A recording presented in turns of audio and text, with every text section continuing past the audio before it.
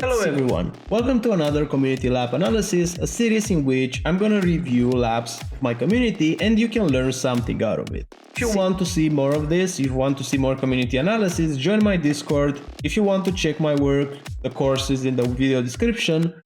So we have here Roy, he is a road racer with 3.5k iRating, and we have this lap of Suzuka. It's a quite good lap, but there are some small pointers in which Roy can improve even more. Let's see the approach.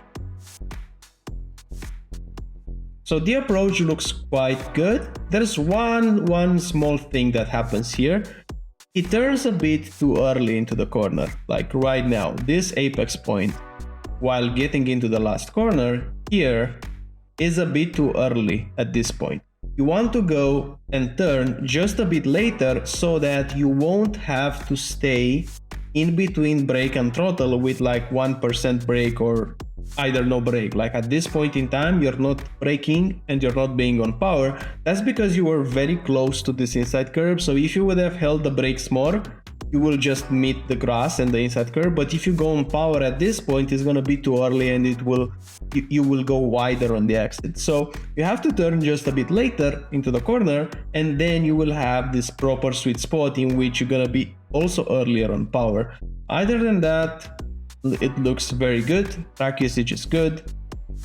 The lap is solid overall. But in this corner, we see this approach, which is similar to the previous one. And let's see the exit as well with this throttle lift in that way. Because we're meeting here this corner this early and we're braking too much, we're now stuck on this curve. We're stuck on the inside. We can't put the power down, but we also can't brake that much. So we're just sitting here, sitting like 1 second without doing any input, and then we go on power. So we want this transition between brake and throttle to happen much more quickly and happen seamlessly. And what you can do in this corner, first of all, is to brake a bit later. You have to brake blink of an eye later while you're approaching this corner from here, and you can open it up a bit more by positioning the car a bit more on the left side. This is gonna give you a better angle for the corner, and you're gonna be able to carry more speed, meaning your minimum speed is gonna be a bit higher. Also, one small secret for this corner is that you have to use this grass part around here.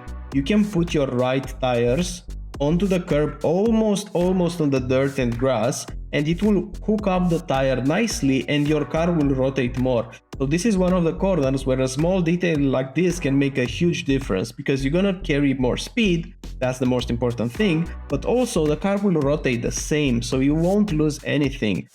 So I would say that you would be even earlier here on power, and this lift is gonna be minimized even more. Now let's see your hairpin. One small detail for the hairpin. Notice that in your brake shape, you're building up the brakes and it takes a lot longer. So let's look in the telemetry trace while you're braking.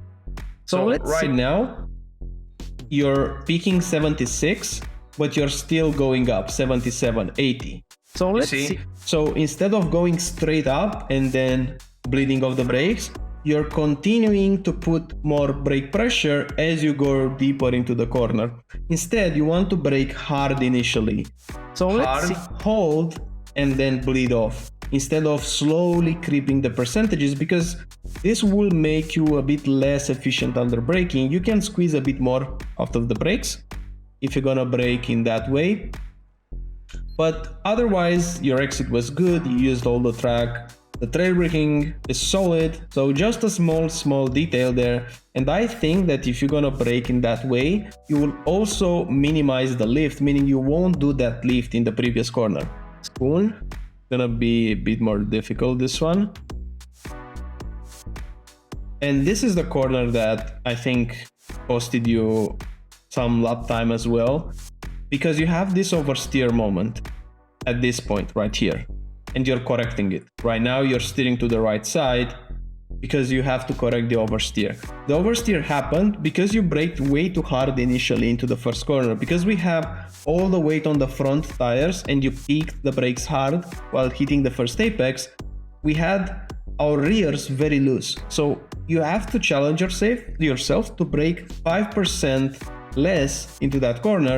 You have to find what's gonna be the ideal brake pressure, but even 5% can make a huge difference in the overall balance, because if you won't understeer into this corner, you'll be able to put 100% throttle here. So the goal here is gonna be brake, 100% throttle, bring the car all the way to the right side, and then trail brake into the second apex. But because you had that oversteer moment, you had to drop your throttle application. So a small detail on the initial brake will change this corner for you. And now into this big straight. This is a common mistake. This is costing you like 0.03, but still it's free lap time, maybe 0.05. It's free lap time. At this point right here, you have to imagine what's the shortest path to the next corner. And the shortest path is going diagonally to the left side here.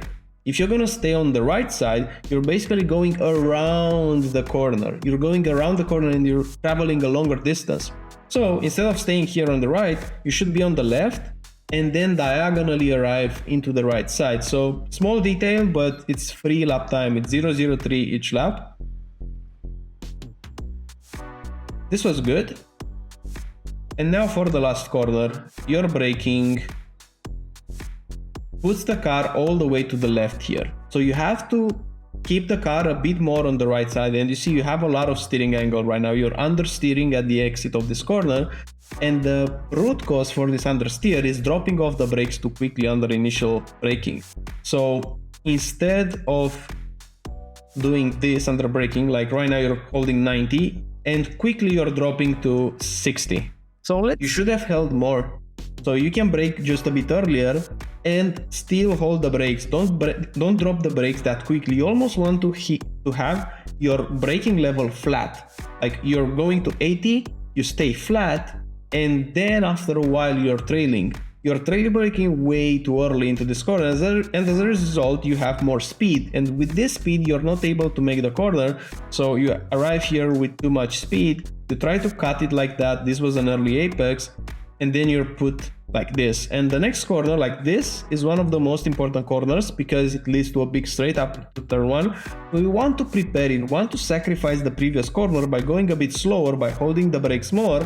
That's gonna give you a good run into this corner, so that right now you will be on power and you will have a good run on this big straight. But all in all, it's a solid lap. I think you can improve it a few tenths more, maybe half a second. So